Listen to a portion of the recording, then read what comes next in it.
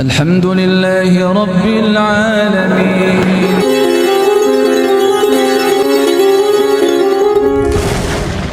Kalau datang ke orang pintar diberi khotam, ini beda lagi, diberi khotam pendamping, khotam malaikat, untuk menjaga diri dengan mahar atau dengan tebusan berapa begitu, itu dikasih khotam. Nah, ini tidak benar.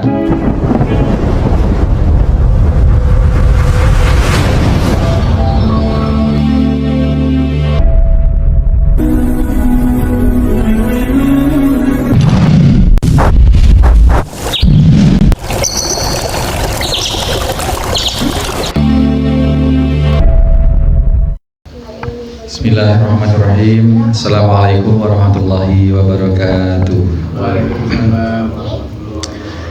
Innal hamdalillah nahmaduhu wa nasta'inuhu wa nastaghfiruh wa na'udzu billahi min shururi anfusina wa min sayyiati a'malina may yahdihillahu fala mudhillalah wa may yudlil fala hadiyalah.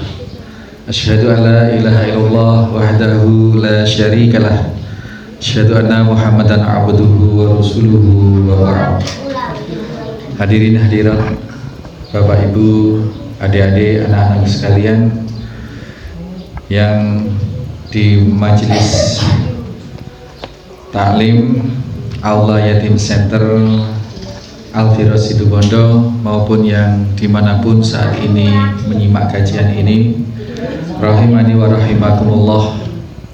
Alhamdulillah, kita hari ini insya Allah berada di 10 Muharram. Ini menurut kalender global itu hari ini adalah tanggal 10 Muharram karena tanggal 1 Muharramnya tempo hari jatuh pada hari Kamis. Tetapi untuk Kemenak RI menentukan hari Jumatnya tanggal 1, sehingga hari ini untuk Republik Indonesia masih 9 Muharram, tetapi juga sudah berlaku puasa sunnah muakkad kita, yakni puasa Tasu'ah, di mana Rasulullah SAW dulu ketika mendapati orang-orang Yahudi berpuasa di 10 Muharram, bertanya kepada para sahabat, kenapa mereka berpuasa orang-orang Yahudi itu? Nah, itu kan kemudian para sahabat menyatakan bahwasanya hari itu adalah Asyura, di mana Nabi Musa alaihissalam diselamatkan oleh Allah dari kejaran Firaun itu. Lalu Rasulullah SAW menyatakan, aku lebih berhak untuk berpuasa di hari itu. Nah, tetapi karena Rasul tidak mau menyamai Yahudi yang hanya berpuasa di 10 Muharram, maka tahun depan kalau aku masih ada umur, maka kita berpuasanya 2 hari, 9 dan 10 Muharram. Maka terjadilah kesunahan muakkad kita bahwa puasa di bulan Muharram itu adalah 9 dan 10. Qadarullah, kemudian tahun berikutnya Rasul SAW tidak sampai ketemu bulan Muharram itu, sehingga Rasul tidak pernah melaksanakan tanggal 9 dan 10 selama Rasul hidup. Yang dilaksanakan adalah tanggal 10 Muharram. Tetapi ini sudah merupakan satu hukum bahwa Rasul SAW mencanangkan pensyariatan dari Allah Subhanahu wa taala untuk kita umat Islam. Puasa Muharram itu adalah 9 dan 10. Yang penting menyelisihi orang-orang kafir, orang Yahudi. Timbul pertanyaan, Ustadz, saya baru tahu sekarang tanggal 10 sudah puasa, kemarin saya 9 tidak puasa, bagaimana solusinya? Kita ambil dalil, yang penting tidak tasabuh, tidak menyamai orang kafir, yakni kalau orang kafir orang Yahudi hanya puasa 10, kalau sudah terlanjur 9-nya tidak puasa, baru puasa tanggal 10, maka ditambah di tanggal 11-nya gitu. Jadi 10 dan 11. Tetapi afdol utamanya adalah 9 dan 10. Robi di tengah aja. Jajar Mas Adik Wais tuh, Adik Uwais itu tuh ya sana. Nah sini ya, tentunya Bapak sekalian. Jadi hari ini menurut kalender global yang juga sama dengan Saudi adalah 10 Muharram, tapi untuk penanggalan Kemenak RI hari ini masih tanggal 9. Demikian kita beranjak ke hadis di dalam bab mujahadah kita. Masih banyak hadis yang akan kita kaji di dalam bab mujahadah ini. Tempo hari telah kita diantarkan oleh Al-Imam An-Nawawi dengan satu nukilan hadis dari Nabi Shallallahu Alaihi Wasallam bahwasanya surga itu lebih dekat jaraknya dengan kita, melebihi dekatnya tali sandal gitu. Kalau tali sandal itu lengket betul di kita, karena tali itu kan harus seret ya. Kalau tali itu tidak seret berarti ya bukan tali gitu. Nah, dengan tali yang seret sedemikian saja yang lekat ke tubuh kita, itu diumpamakan surga itu lebih dekat dari itu. Demikian juga adanya dengan neraka begitu. Wan naru mislu dzalik, dan neraka itu semisal dengan itu. Bahwasana al-jannatu aqrabu ila ahadikum min syiraki na'lihi wal naru mislu dzalik. Surga lebih dekat dari tali sandal, tali sepatu kita yang mengikat erat di tubuh kita. Demikian juga neraka. Riwayat Bukhari sahih. Nah, ini kita kemarin sudah ambil satu faedah bahwasanya surga, neraka itu kedudukannya, potensinya, peluangnya bagi kita yang masih hidup di dunia itu 50-50 Pak. Sama-sama gampang masuk surga, gampang masuk neraka. Ini bagi umat Rasulullah Shallallahu Alaihi Wasallam. Tapi bagi orang kafir ya enggak. Bagi orang kafir kemungkinannya hanya satu. Kalau tidak bertaubat, kalau tidak mendapat hidayah sebelum kematiannya, kemungkinannya hanya neraka gitu. Tapi pelajarannya adalah bahwa surga itu sedemikian mudah kalau kita mau. Sedemikian juga neraka itu juga sedemikian mudah kalau kita tidak waspada. Karena satu perkataan kecil bisa menyebabkan seseorang masuk surga. Demikian juga ada hal kecil, perkataan kecil yang bisa memasukkan orang ke dalam neraka. Itu maka kita harus ilmu itu, harus hati-hati, harus mengilmui. Misalkan kalimat-kalimat ringan di lisan itu kalimatani khafifatani.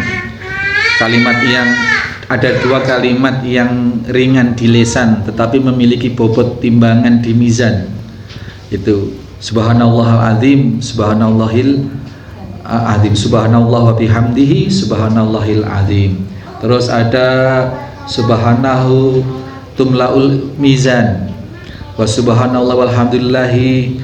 Jadi ada kalimat-kalimat yang sangat-sangat mudah diucap, ringan sekali, tidak modal sama sekali, tapi bisa menjadikan pertimbangan besar untuk kita masuk ke dalam surga. Juga kemusyrikan, sebutir telur bisa menjadi sebab Allah memasukkan kita ke dalam surga. Juga bisa sebutir telur bisa menjadikan sebab manusia masuk neraka. Sebutir telur apabila dimakan, diniatkan untuk beribadah, makan bismillahirrahmanirrahim, masuk, itu bisa menjadi pahala. Sebutir telur apabila dipersembahkan untuk yang selain Allah, dibikin sajen misalkan, ini menyebabkan seseorang masuk neraka.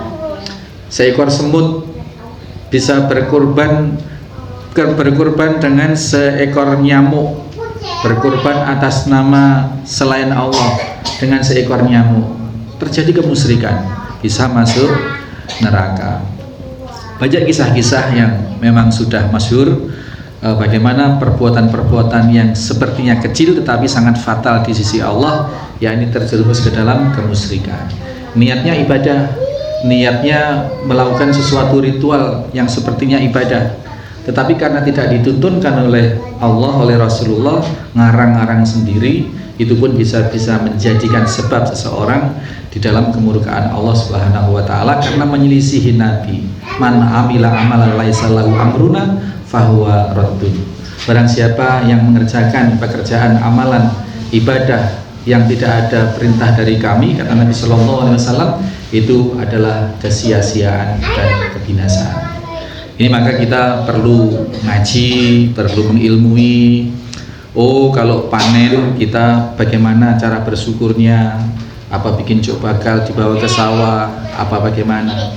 Oh, kalau ada kerabat kita yang meninggal dunia, bagaimana cara mendoakannya? Bagaimana cara sesuai tuntunan syariat yang sahih itu bagaimana?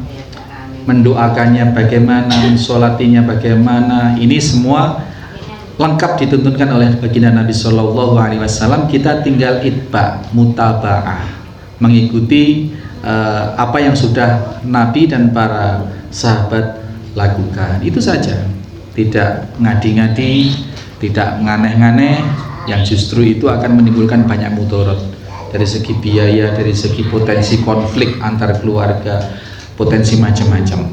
Maka Islam itu simple, Islam itu memudahkan, dan Islam itu membebaskan kita dari kungkungan-kungkungan tradisi yang bertentangan dengan pensyariatan. Bapak Ibu hadirin hadirat rahimani wa rahimakumullah. Itu surga neraka potensinya sama, 50-50, dekat dan mudah untuk diraih oleh seorang muslim. Kalau non muslim ya tidak termasuk dalam pembahasan kita. Kalau non muslim ya kontrak di awal sudah neraka ya, karena surga itu hanya dimasukin oleh orang-orang yang beriman, bertakwa. 106 sekarang asani asyara. Jadi hadis ke 106 ini dalam bab mujahadah termasuk hadis tertulis hadis ke 12, hadis ke-12. As-Sani Asyara. An Abi Firasi Rabi'ah bin Ka'ab Al-Aslamiyah Khatimi Rasulullah sallallahu alaihi wasallam. Ini seorang sahabat yang bernama Abi Firas Rabi'ah bin Ka'ab Al-Aslamiyah. Ini nama asal usulnya. Merupakan khotim, merupakan pembantu atau sahabat dekat atau orang yang senantiasa menyertai Nabi Shallallahu Alaihi Wasallam. Khotam, ya khotam. Kalau di kalangan para kiai itu biasanya jadi khotamnya kiai A, kiai B. Itu berarti orang yang senantiasa dekat dan siap membantu segala kebutuhan yang dikhotami itu. Kalau datang ke orang pintar diberi khotam, ini beda lagi, diberi khotam pendamping, khotam malaikat. Wah, gagah ya Pak. Datang ke orang pintar diberi khotam malaikat untuk menjaga diri dengan mahar atau dengan tebusan berapa begitu, itu dikasih khotam.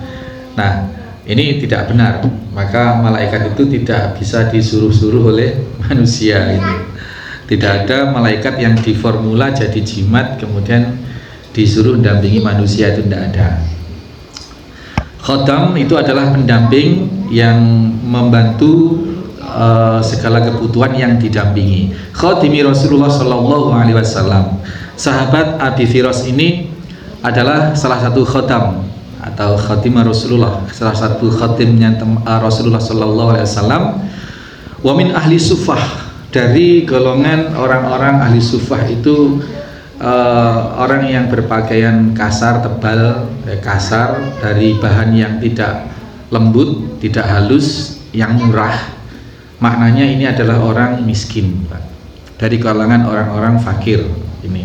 Min ahli sufah radhiyallahu anhu, mudah-mudahan Allah meridhoi beliau. Qala, berkata ahli sufah ini, Abi Firas ini berkata, kuntu abitu ma'a Rasulullah sallallahu alaihi wasallam fatihi biwudu'ihi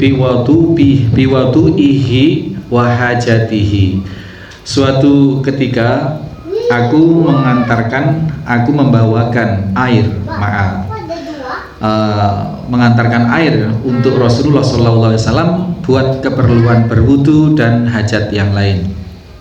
Faqala, lalu setelah dibawakan air itu Rasul berkata pada Abi Firas ini, salni, mintalah sesuatu kepadaku.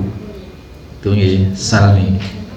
Fakultu, maka aku berkata, kata Abi Firas ini, as'aluka murafaqataka fil jannah. Aku meminta agar bisa menemanimu di surga. Masya Allah, Pak. Permintaannya luar biasa. Awa ghairu dzalik, kata Rasulullah. Faqala awa ghairu dzalik. Lalu Rasulullah berkata, apa ada yang lain dari permintaanmu itu selain yang itu? Gitu. Ditawar, Pak. Qultu huwa dzaka. Hanya itu ya Rasulullah. Qala, kemudian Rasulullah menimpali bersabda, fa'inni ala nafsika bi kasratis sujud, rawahu Muslim. Bantulah aku untuk mengabulkan permintaanmu itu dengan engkau memperbanyak sujud. Maknanya adalah memperbanyak sholat, Pak.